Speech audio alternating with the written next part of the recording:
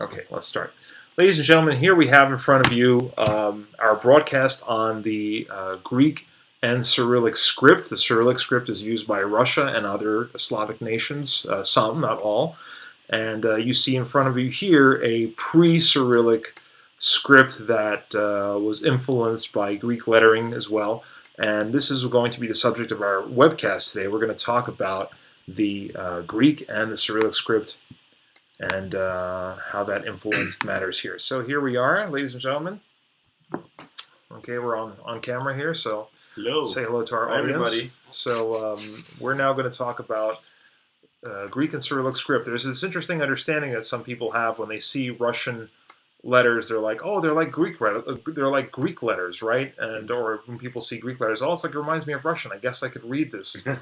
And then of course they're pretty quickly discouraged when they try. No matter how much vodka or ouzo you drink, Yes. without any prior experience to the language and the alphabet, you're not going to be able to read it. Absolutely. So we were going to talk today about our written language, about our scripts, the way we write our language, because our languages are not exactly related directly. There are definitely words that are in common, and of course, the Greek language has influenced all languages in Europe. And there are loan words in here and there that are interesting. But what's interesting, of course, what catches everybody's eye is always the script. So, as I was mentioning, the Cyrillic script is used currently by Russia. It is used in Ukraine and Belarus. It is also used by the Serbs and the Bulgarians, as well as the former Yugoslav Republic of Macedonia. And that's pretty much who uses Cyrillic these days, who are Slavs. Who are not Slav. There are also some non-Slavic nations and peoples that actually use the Cyrillic script in the East. So we'll take a look at Cyrillic and take a look at Greek and take a look at Latin here in this nice little diagram here, which we have, where you could see here there are circles and there are letters.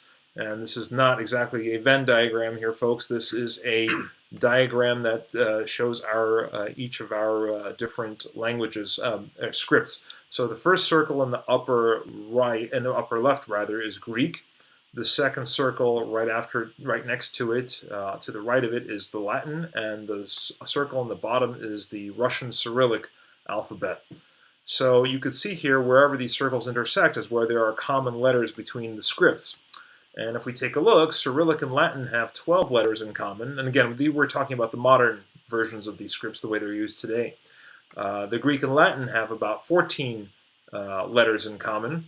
And the Greek and Cyrillic also have 14 letters in common. So it's interesting because we actually have, you can see by this diagram that we all share common lettering. Now, what's interesting to note is that the Greek alphabet came first of all of these three. And we're going to very quickly discuss that right now. Pardon me, I'm going through the wrong slide here. So we're going to take a look at what is known as linear B above, and Billy will tell us more about what that is. Linear B is one of the original Greek languages, the most ancient. Comes from Minoan Crete, and it was discovered by a scholar named Manolis Andronikos in the late 70s. Unfortunately, he died in a car accident many years later, but he was the one that was able to decipher it. It's pictographic a bit. It's a little bit an earlier version of what would become the Greek language by Homer's time, 500 years later. But we believe it's based on linear A, which is also from Crete, and it's an even earlier language. And this is one of the main languages that evolved into Greek with other letters that came in from other Greek tribes later on, and the geometric era about 500 years later after this. So this is 1200 approximately BC, and then we move on. Now let me ask you, Billy, is there any, somebody wrote once that, and I think this is even out in some articles, that apparently Greek was, that modern Greek was originated from Phoenician, borrowed some Phoenician letters, but that sounds a little bit far-fetched. It's kind of odd. We have no Phoenician literature, not too many records, and we also had our own dialects, the Athenian, Ionian, Aeolian. Those are the languages after Linear B that evolved in Greece, which came down to us, and those are the letters we're more familiar with. But obviously, a lot of them would be based on Linear B. So I would say that's just a later exaggerated fabrication of something that probably wasn't true. Right. Okay. Interesting. So basically, we move eventually to the proper Greek alphabet, which we see here on the left of our screen. And if you take a look at the right of our screen, we have the modern Russian alphabet, which is the Cyrillic alphabet. Now, if you take, let's say, the Serbian alphabet or the Bulgarian alphabet, you'll notice there are a couple of extra letters that they have, and there are some letters that we don't have in common, but very few. It's the minority. Most of these letters are all the same throughout the alphabets. So if we take a look here, you have in the Greek letters on the left, you have alpha, vita. Notice interesting that Greeks don't have it looks like a B, but it's pronounced as a V, as it is in Cyrillic as well. And that actually there are a lot of letters here, quote unquote, well, letters if you will, I think they're called diphthongs, that basically are not written here in the Greek alphabet that we have, but are actually combinations of two letters that make one sound. You don't really see that in Russian. You see a little bit of that in Latin as well, but in Greek you have. By the way, also an interesting point. Just before I forget to mention that Greek is one of the first, I believe, is the first written language that does not that has a significant difference between the capital and the lowercase letters. Cyrillic, not so much. If you take a look over there on the right, you can see the Cyrillic letters are kind of pretty consistent from lowercase to uppercase. In script, they do look different, but they're similar. But it's interesting. Greeks actually were the first to have this differentiation, which is interesting. So you could see that there are less Greek letters than Cyrillic letters, but that's because on Cyrillic letters you have a lot of letters that make up for what Greeks would have as diphthongs, which is two letters put together. Like B. Right. B in Greek is spelled with an MP. So somebody with the last name was Zorba, they would spell it with an MP instead of a letter B, which I found very puzzling when I originally started to learn how to write Greek letters. The me and P. Yeah. Right. And there are 5 ways of writing E, the vowel E. I think there were 5 different combinations, right? Iota, eta, ypsilon, and then there's epsilon, iota, E, and one more probably, I guess. Right. It's very confusing. So if we take a look at similar sounding letters, if we go up and down here, which we won't do because it's a lot of letters to go through there, but there are enough letters that have very similar sounds. The rho, for example, the Greek rho is the Russian R, and so on and so forth, the F. But what's interesting to note here is that not all of these letters, that the Russian alphabet that we see on the right here was actually more removed from the Greek alphabet than it used to be originally. And now we're going to go in and talk about how the Cyrillic alphabet actually came to be.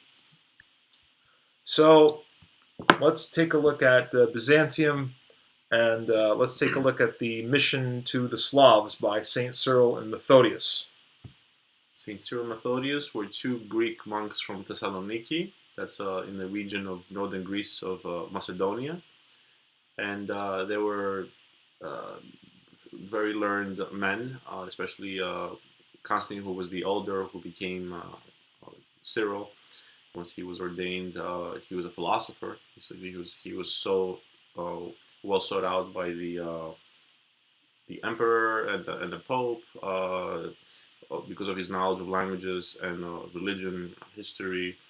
So he was a key factor in everything we're going to talk about in the school that they created to translate the Bible and all these works to Slavonic. And his brother Methodius was also another esteemed scholar, and together they formed a school who would influence Eastern Europe, basically.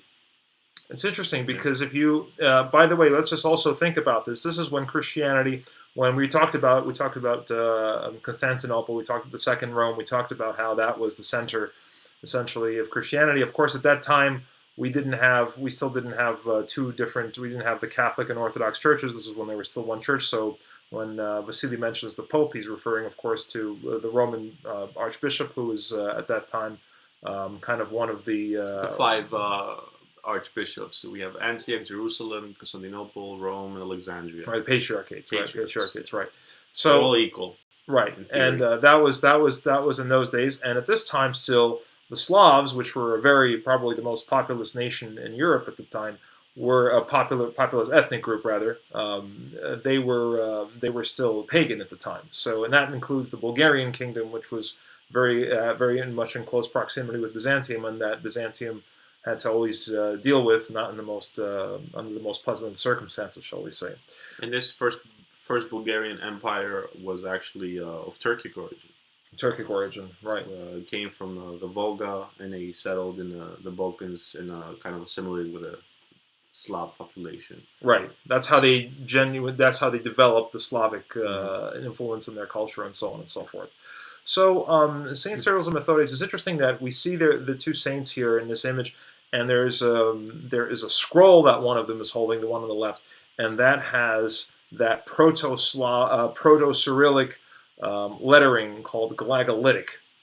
That is what basically. So we'll talk about now what happened first of all with the missionary work. So Saint Cyril and Methodius were summoned to evangelize to the Slavs, and they go to Moravia, which is north of Thessaloniki, which is the modern day Czech Republic. Czech Republic, right? Michael, the Byzantine Emperor Michael III of the Mauryan dynasty. He's the last one of the dynasty. This is the year 800. About 860 AD. He precedes Basil I of the Macedonian dynasty. Anyway, and Michael III is the one that commissions Methodius and Cyril to go first. Actually, to George, they go to the Arab countries in Asia Minor, what was the fringes of the Byzantine Empire, to see what they can do with the situations there with the Caliphate, the missionary work didn't work out there, so they ended up going into the Balkans to go into Moravia. Right, Moravia, and that's where they were basically. That's where they decided, because to spread the gospel, it's a written language is important, and because of that, developing the written language was a paramount priority. So this is an interesting question, because actually, essentially, what happened, if we take a look here at jumped over to linear B there for a second. If you take a look at the on the left here, we have this alphabet. We have two alphabets actually, one on top, one on the bottom. They're known as Glagolitic, and again, that is the pre-Cyrillic alphabet. And if you can see right below us here, the tablet on the right, that has more or less a letter correspondence in Latin to what the Glagolitic letters would be. So these are, again, they took St. Cyril and Methodius, they took the Slavic language, and they tried to find a way of writing it down. And the trick was that actually, the debate is that there's actually some school of thought that says that Slavs did in fact have a writing system before Cyril and Methodius. And if we take a look at the lower, again at the left of the left little tablet there, on the bottom you can see there's a very kind of a stiff-looking version of Glagolitic. That is an angular version of it. And that is considered by some to be actually the predecessor, the language that, the lettering system rather, that Slavs would write in before Glagolitic proper came about through the efforts of Cyril and Methodius. So there are actually some references to a written language amidst even the Rus, when Saint Cyril was interested in the state of Christianity at Chersonesus at the time. That's where there was a incident. That's in the current day Crimea, and he had found actually that there was a Russian translation of the gospel that he had located. So there's a question whether they were influenced by these letters, but if you even take a look at Glagolitic, you can also see some traces of Greek here. For example, the letter F very clearly is the Greek theta, right, and so on and so forth. You can see some traces. But what is interesting is that one of Cyril's students later on decides to further develop the Glagolitic, and then we get the proper Cyrillic language, Cyrillic rather lettering system, which then becomes universally spread to all the Slavic tribes, all the way to Rus, of course, with Orthodoxy, which is where, again, we were discussing Anna and Vladimir. So did come the Cyrillic lettering system there. And if you take a look at all of these letters, there are definitely some very clear Greek analogs here. We have we could see the letter alpha. We could definitely see a gamma, a vita there. Omicron, the Omega, and you name it. Of course, there are also some very specific Russian letters that, or rather Slavic letters that make certain sounds that Slavs make in their language, like the sh, sh, ts, ch, and all of those kind of consonants. But mostly the vowels we could see are very, very influenced by the Greek lettering, as well as many of the consonants. So there are also some letters here that we see in the very last row at the very right, the eta, the xi, and the psi, which are very clear Greek letters, as also the theta and so on, that later on disappear. And we'll take a look at what happens here. So some of the more Greek letters kind of disappear, huh? Yeah, they disappear. Well, we'll explain what happened. But hold that thought. That's our Instagram friends want to say we're going to give them a shout out. So this is George Selinsky. Hello, everybody. Hello, you Instagrammers. Billy Chrysostos. We are live with our Greek and Russian club. And this episode is on Cyrillic and Greek lettering. All right. Follow us. On Facebook. You got to get on Facebook. That's where all the action is at. On Facebook. See you guys soon. Bye-bye. Continue, sir. Absolutely. So as we can see over here on the left, we see something that looks much more close to the actual Russian alphabet the way it is today.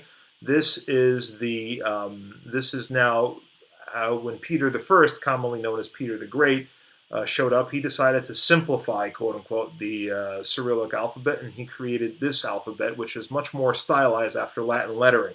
But interestingly enough, it also kind of resembles a lot. Also, it's a little, in some ways, closer even to the style of Greek lettering.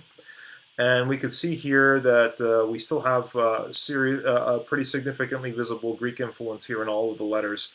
And then what ends up happening is that there is another reform of the language that already happens right around the time of the revolution in 1918 already, in the 20th century, which is then where we can see already the current Russian language the way it is today.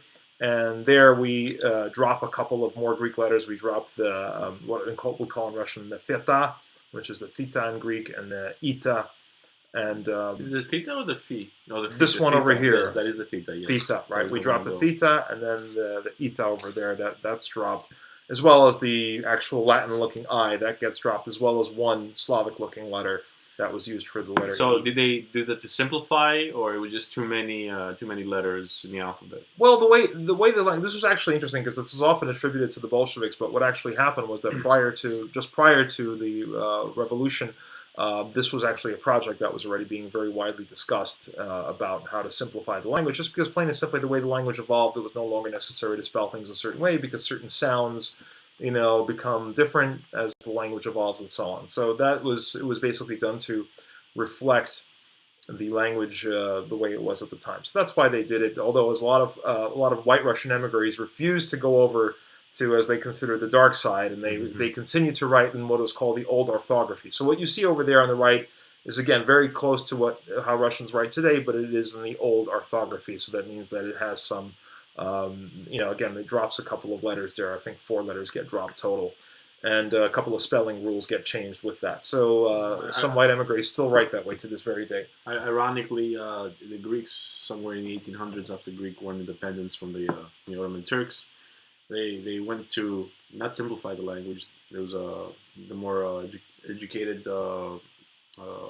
branch wanted to make it more, I would say, complicated, but they went to Katharevousa to go back to the more ancient language that was untarnished, and it became kind of more complicated. So they did the opposite. They made more. They made it more difficult. But it was just then it was also the kidney, the regular Demotic that people would speak as well, But there was also more educated language that they had to also kind of reinvent, for the scholarly side.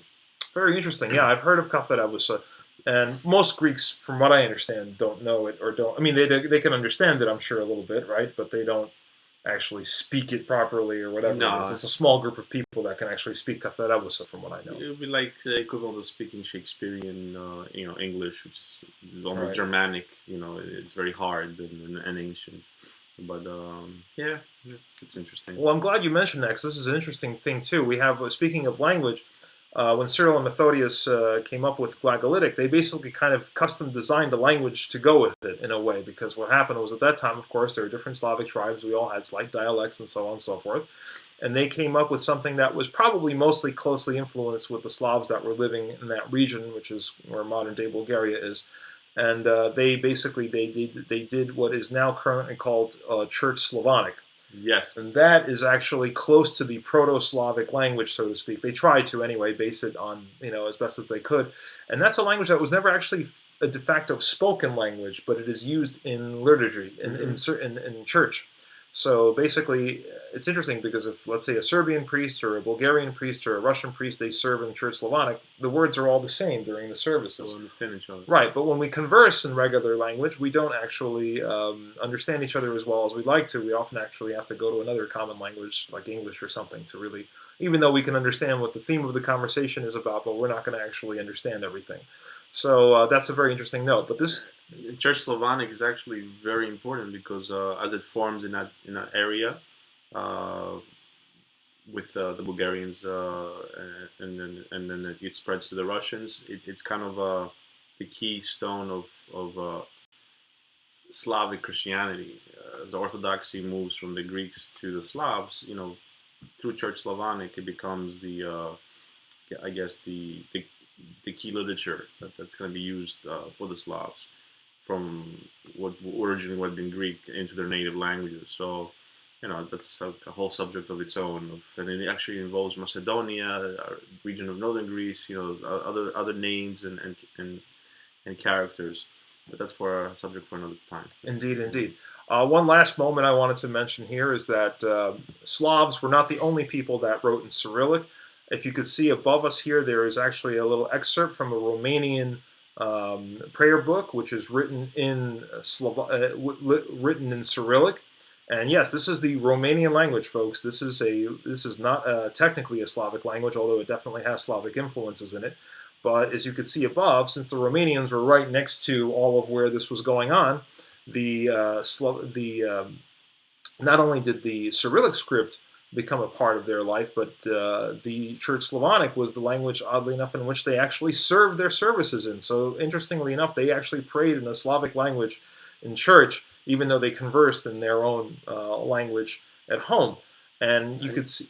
And also, this is the other Greek part, they were ruled by the Fanariotes, the Greek elite that actually under the Ottoman Empire. They came from the Fanar district of Constantinople, and they had ruled after Romania, Wallachia, Moldavia, all the principalities fell to the Ottomans. They ruled over them, and actually they helped spread Orthodoxy, but also through Church Slavonic as well, and also the Greek language in certain areas as well. Absolutely. Well, actually, from what I read, the Greek language was actually considered to be the lingua franca of Orthodoxy at the time. Because of the Fanariotes. Right, because, so that was actually the common language in which we Orthodox would all converse with each other. So, as you can see here below, this is interesting because what Romania did was in the 19th century, it tried to kind of move toward a more Latin direction in general. And you can see here, there is, right to the immediate left of us, there is an excerpt from a Romanian book, which is written in a transitional script that goes from Cyrillic, which was already the more modern post Peter I Cyrillic, to a Latin text. So what you see there is some mixture of Cyrillic letters and clearly Latin letters there, which was for about a period of a few years while Romanian society adjusted to the new Latin language. So that's not the only place, though, as well as where Cyrillic is. As I mentioned in the beginning, certain Eastern tribes, certain Eastern nationalities and nations and peoples use it as well. It was used in Mongolia. It was used by Tartars, still used by Tartars in Kazakhstan, although now there's a movement toward the Turkic-inspired Latin character set there, and so on and so forth. So, interestingly enough, the Cyrillic script is much more widespread than just Slavic countries, and it continues to be in use every day in many parts of the globe. And again, this is all going back to Cyril and Methodius, which all goes back to Constantinople, a very interesting connection. Not only on top of which, even the Latin letters that you see here are influenced by the Greek all the way back where. So, very interesting connections. And the apostles to the Slavs equal to the apostles with Methodius and Cyril. Right, apostles to the Slavs. So this is all through the spread of Christianity. Let's remember that back then, a lot of literacy was very important for spreading things like the gospel. It's not like nobody had iPads back then and everything. A lot of people were actually illiterate, so it was a very necessary instrument to inform people that were clergy and so on, and that's how these things were passed on back then. Right. Final note: in Serbia, there is a movement against the Cyrillic script at the moment, which is very unfortunate. There are some people who say that you can't enter the European Union with Cyrillic because What's going on, Serbs? yeah, if you take a look at Greece, they're perfectly fine with their script in the European Union. So just something to think about, and maybe that will inspire some people to consider reconsider things. So I guess that's it for today. I wanted to just share with you all of our wonderful groups on Facebook that we have, all of our affiliated groups. So please feel free to join them. Hey, if like us on Facebook, Greek Russian Club, Love Letters to Greece, Porphyra. Even if you like rock music, heavy metal underground, the Hellenic American Center of the Arts for classical music, and the Greek Artists Guild. Feel free to like us and follow us. And we're going to be back again when? Soon. Soon. Soon. Pretty soon. Got surprises, many surprises. Absolutely. Thank you. Have a good night, everyone.